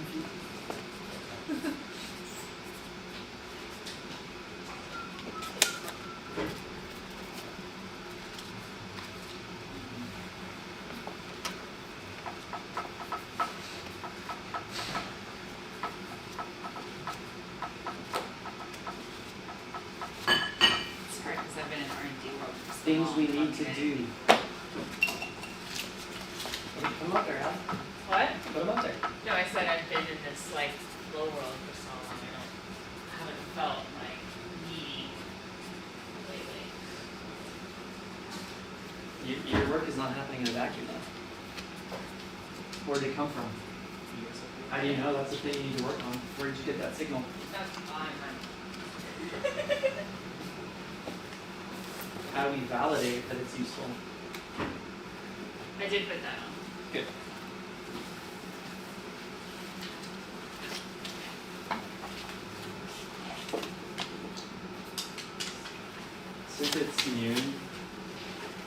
then we're gonna like leave those clustered on the side for now, and we'll come back after lunch and do some Well, more. lunch is not like instant here, It's not so. imminent. But it's soon. We'll take a first pass. Okay. Kill a little bit more time. Do it right now. It's like 15 minutes. You're gonna go read some of, Yes. describe some of those. Whoa, where did those come from? All Are the those part of calls. this exercise? No, those are all the calls I've had with people in January, listening to things that need to happen. You wrote them down? Yeah, Way to go, man. that's how I've been radiating from call to call as I stare at that list.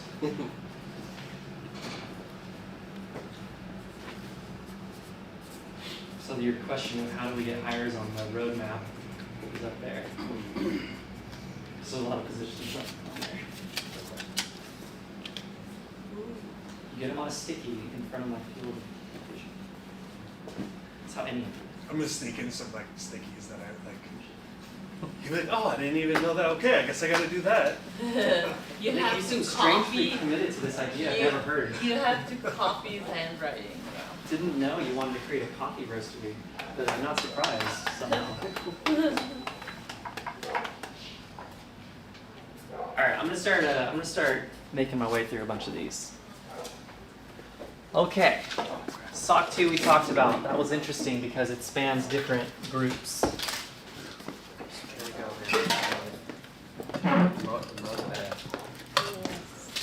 Discover new tools and resources. What sort of tools and resources? Someone want to speak? Just give me a little context on that. Like, Who's it? discover new tools / resources. So yeah, that was me. I'm thinking about, let's say we wanted to do some marketing. Yeah. Who is going to find a marketing person to do that? I Who's see. going to find if they're good? So we're looking like evaluating services and vendors and such. Who does Or that? yeah, yeah. Okay, that's a good question. Might depend a little bit.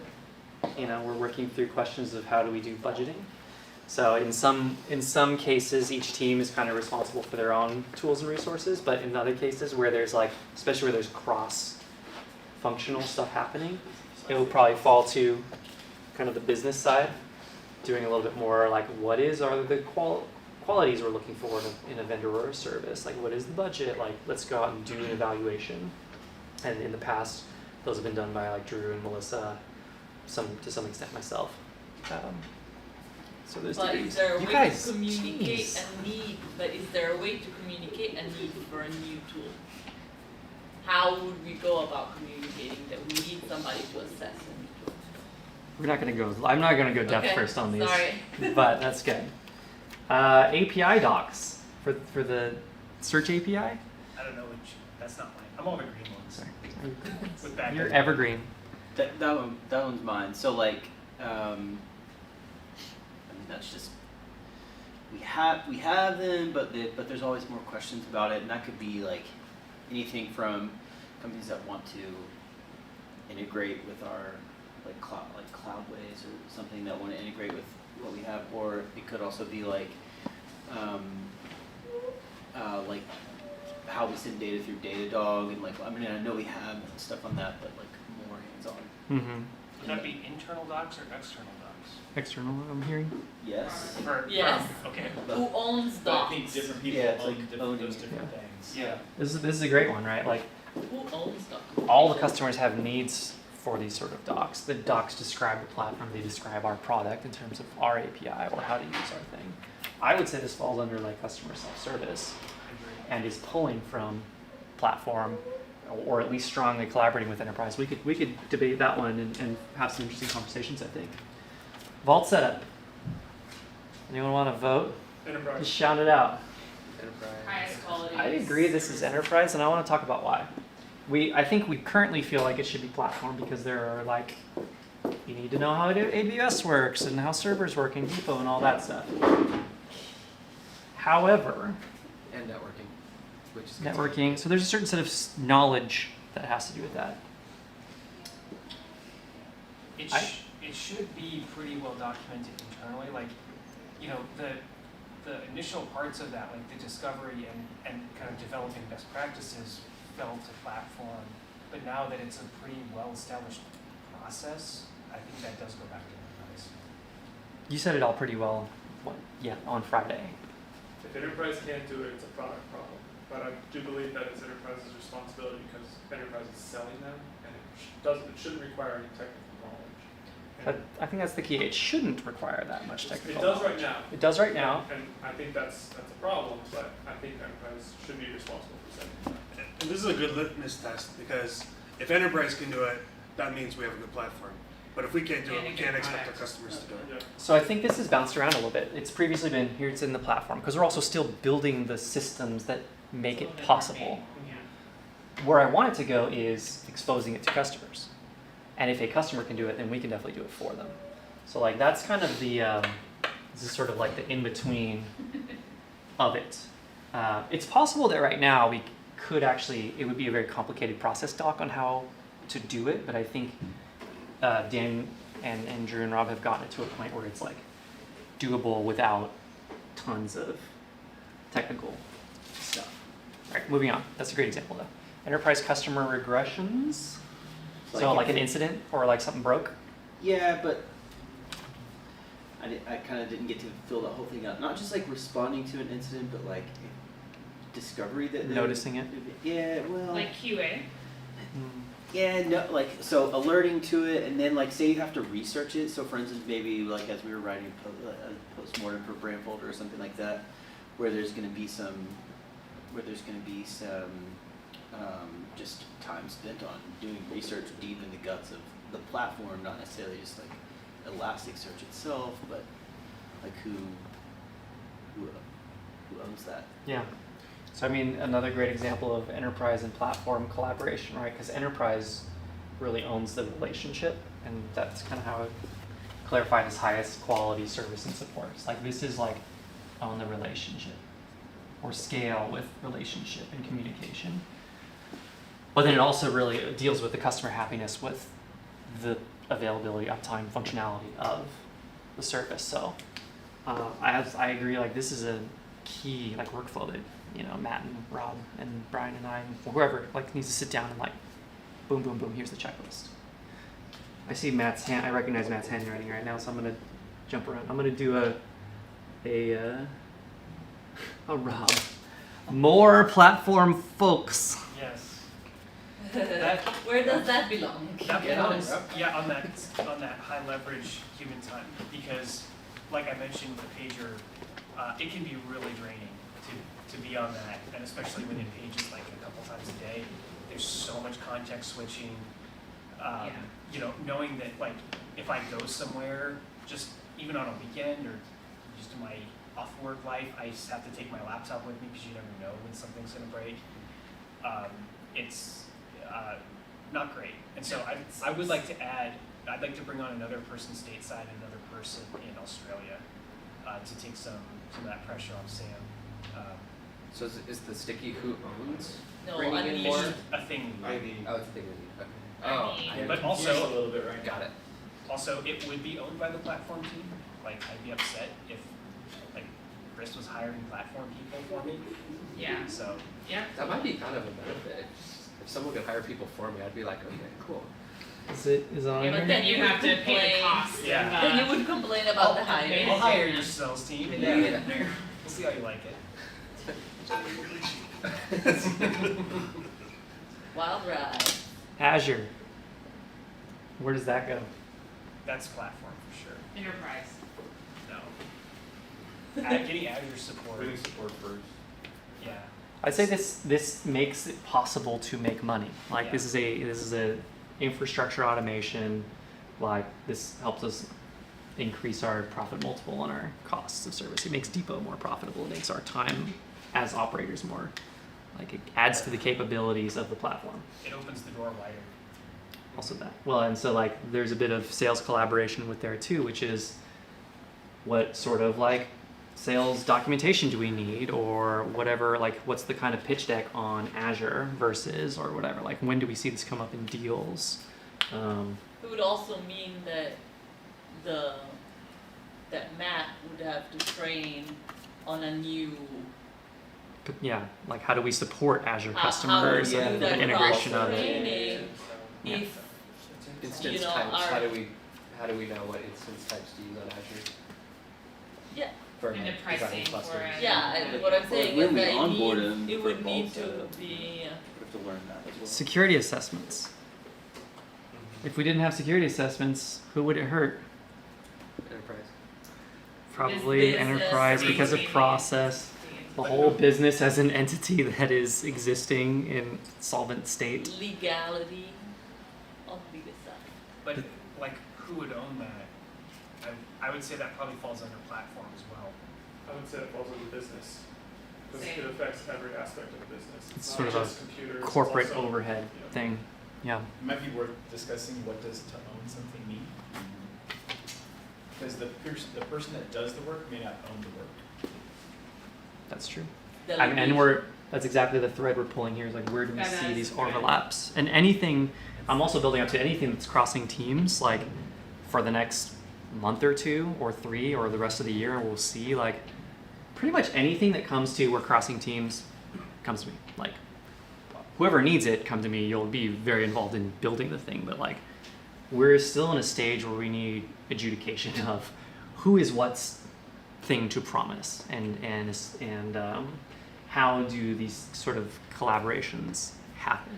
So like I will say though, it's important that each of us know what the other teams are accountable for, so that we understand the posture at which we should be approaching our teammates and other Yes. teams. Because like the whole idea here is that we know what our goals are as a company, and that yes, we're siloed, but we don't have to be myopic in our silos. yeah, and that's exactly what these pillars are for. You know, it's a lot easier to memorize 12 things essentially and have a working knowledge of the whole company. And I think that's what we're building up to here is I want everyone to have kind of a working understanding of what these commitments are for exactly the reason Ali puts out there. So we kind of know who to go to. And also the one, if you have to remember one thing, it's if you're going outside of your team, it's going to get escalated up to me, right? And so like that's sort of the backstop of any question of lack of clarity of ownership. Buck stops here, you know. If it's just within your team and you don't need to like cross out to other teams, figure it out in your team. You know, you guys are meeting, you guys are talking to each other, like be resourceful, like be creative, like meet the needs in the way that you, with the tools that you have, resources that you have, understand the trade-offs of the scope of it. But yeah, things definitely need to like move around in the company as well. And that's exactly the stuff where we feel the most pain and confusion. It's like the more lines that get crossed, the more roles that get introduced, like the more potential there is for confusion and that's exactly like it's top of my mind right now to be working on. Like that's incredibly important. All right, we'll do a few more of these and then I'm getting tired of standing up here and we're gonna wind down. We're not gonna get through all these, but we have the whole week. Well, we have half the week. A new laptop. Where does this one go? Equip the team. I just wanted to give us an easy one. Throwing curveballs. The teacher. Status pages. Platform. Product. Platform owns stability and quality. Stability is green time and all that. Like There's that's yeah. Sorry. so Okay, yeah, let's talk about it. Yeah. status page does have an API that we can ping with like updates. So theoretically, if we have some problem, we can have it automatically update status page. Because that's the thing whenever I've seen this in support so many times where we have a problem and it's just not updated yet because we do all of that manually. People are like, your status page says everything's green, but I'm down. And I mean like there should be a way for us to interact with that. In product. Also, it might be marketing because if it's customer facing. You can ping in on that. I think That's maybe an interface. But that's also if support is in product. who's then hurt the that most would by be- us not having a status page? Platform. Because product is Support. It's okay. Support. Because we get hundreds of tickets when people are like, what the heck is going on? Hello. So in some ways, it's a way of customer self-service answering a question about what's going on. Okay. But it is highly dependent on platform, Right. So like this that is kind the- of an this is the integration. This is the phrase of clarity. Who is hurt the most if we don't have this? What's the opportunity? Opportunity cost is a huge, and I'm not going to nerd out about it right now, but it's a major guiding principle. Who has pain, right? You want to solve your pain. Yeah. Who does our website? Like who's? We have a marketing firm that is being managed by Brian because of all the business functions. So, I like everything on our marketing the website is- least. We designed I'm it. allergic Well, to Like the marketing. like the documentation on our website is managed. by It's a marketing. failing. No, the documentation. No, that's an older one. Yeah. The We can talk more about that. Yeah. I need customer billing insights for account managers. More words. Love that one. So Wrote this that. sort of- Customer Okay. billing insights. More words. Yeah. So this was the third one that I sort of glossed past, which is visibility into our own, Transparency. that kind of internal transparency. Yeah, that's a good one. Transparency, visibility. This is where it comes to like running reports, the kind of business analysis side of how are things going. Grab That's that another area where we've lacked some clarity over the years too. Who owns making a gecko board of all of our KPIs? Grab that blue one, reporting. Put it right over there. Yeah. What is it? Reporting. Oh. That exact stuff. SOPs. I need SOPs. That's everyone's responsibility. Put it in the middle. No, that's Well, hyperactive. Wait, but like wouldn't between product and enterprise they would own the SOP of like how to do the specific task that crosses them? Like it would be unfair to like work on an SOP yourself in product and not include enterprise and be like, okay, Jules, how we're doing it, and you're gonna be like, great. To me, that's business. I think that was Drew's Wouldn't- point of like who owns it versus who does the work. Yeah. I think Well, business owns it. I think business. But we both do. Everybody's doing the work on these Who's things. SOPs though? Because there's in any given one of these domains, you're gonna have separate SOPs. Like I'm calling SOPs like the overlaps between teams. Like, I mean, the things we do that can be turned into a checklist. That's a standard operating procedure. We have a way of doing the thing, kind so of a prescribed organizationally rather process. than like domain specific. To a large extent, I do expect people to be like writing their own process docs for things within their team. But I do think we need that kind of refereeing, adjudication of what's happening between teams. Right now, I mean, that's like, it is kind of to me, an equipped team, but at the moment, it's like an executive, like it is a leadership level concern for me because we're kind of entering a new season here, right? Like we need a little bit of that. I mean, it needs my attention, and because, you know. Well, it's interesting to see like SOC too in enterprise, because I see like that is a tool for enterprise, but for me, I've always just seen that as my responsibility, Mhm. like in business, to make sure that that is carried out. So, Mhm. like. And you are the current owner of that Brian, one, right? You were mentioning like who owns it versus who does the work, and like, are we okay with that being separate? Like it's, like I'm just curious. I think for some things it has to be multiple people. It's and it's also like we're also still haggling out because we're a very small team and we are, you know, wearing a lot of hats still too. We're trying to maybe bring more definition to which hats get used when and by whom. And You're welcome to have SOC, but It's a lot I'll of give fun. you context. Melissa. Take it. It's yours. Come at me, bro. I mean, a lot of sales teams have a Watch sales you. operations person. I wouldn't be surprised if that kind of a person was heavily involved in driving a SOC 2 renewal or audit. You know, like part of this is as we continue to specialize, and this is a point that I was saying earlier, is like, this is for right now, like we'll continue to evolve this stuff. But I think you guys can start to see the pattern of like, I'm trying to create like concrete non-negotiables, like literally like these things are so strong that it would be a non sequitur for our company for it to not be here or to not exist. Like, you know, our company does not exist without that evergreen promise. And like, of all the things that Rob's doing to triage his time and then the cards that are on here, like that comes first, right? Like there's nothing that we're gonna do on the platform that's gonna compromise that. And I mean, to some extent, this allows us to have an SLO budget. We have 0.001% tolerance on that, right? Which can be a lot. So I'll do a few more product ones, and then I don't see any flow features on here. Come on, people.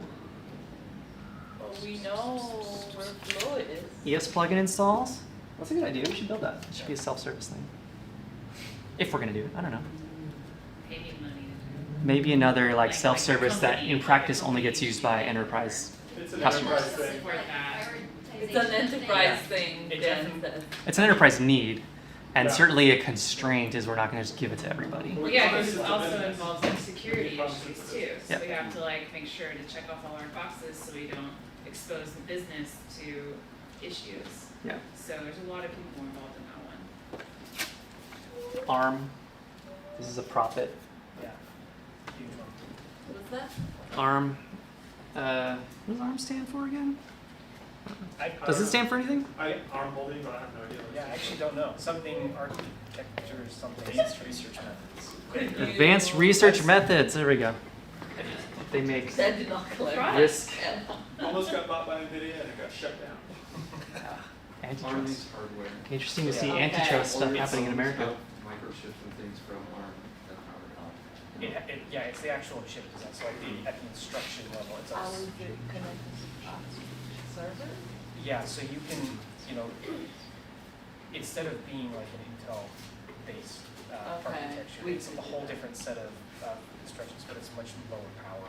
So you can run it much more efficient. That's why it runs like phones and like Oh, okay. Raspberry Pis and stuff. So we don't. Or something like all of our I didn't stuff know is if Intel. like So search if we like went over to ARM, it would let us operate the same Value from search.